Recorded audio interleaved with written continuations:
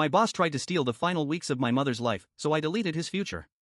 The smell of sterile hospital hallways was still in my nostrils when Marcus cornered me in front of the entire department. I had just come back from the hospice ward to grab my laptop.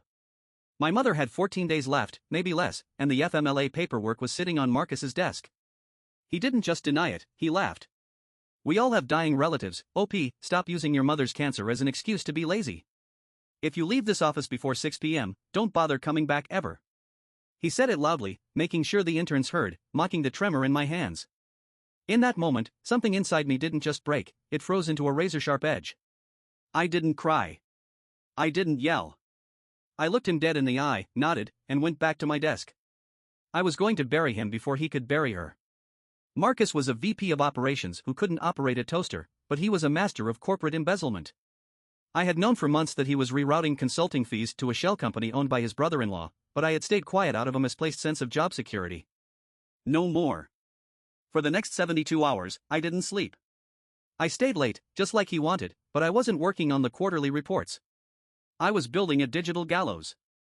I used my admin access to pull every skewed invoice, every offshore wire transfer, and every private email where he joked about how easy it was to bleed the company dry.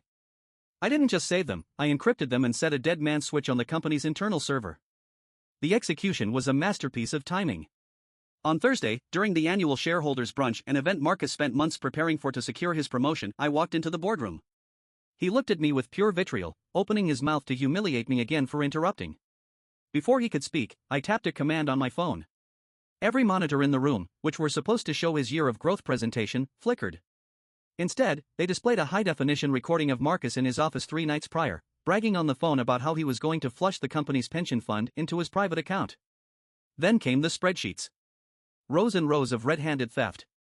The silence in the room was deafening. Marcus's face went from a smug tan to a sickly, grayish-white. He tried to scramble for the laptop, but the board chairman, a man who had built this empire from nothing, stood up with a look of predatory rage. I leaned in close to Marcus, close enough to smell the expensive scotch on his breath, and whispered, "My mom is waiting for me." "You're waiting for the police." I walked out as the screams of a ruined man started to echo behind the heavy oak doors. By the time I reached the parking lot, the sirens were already turning the corner. I spent the last 10 days of my mother's life by her side in total peace. Marcus is currently serving 8 years for grand larceny and wire fraud, and his wife divorced him before the first hearing. He wanted my time, I took his life. Would you like me to draft a follow-up update post where the narrator describes the aftermath of the trial?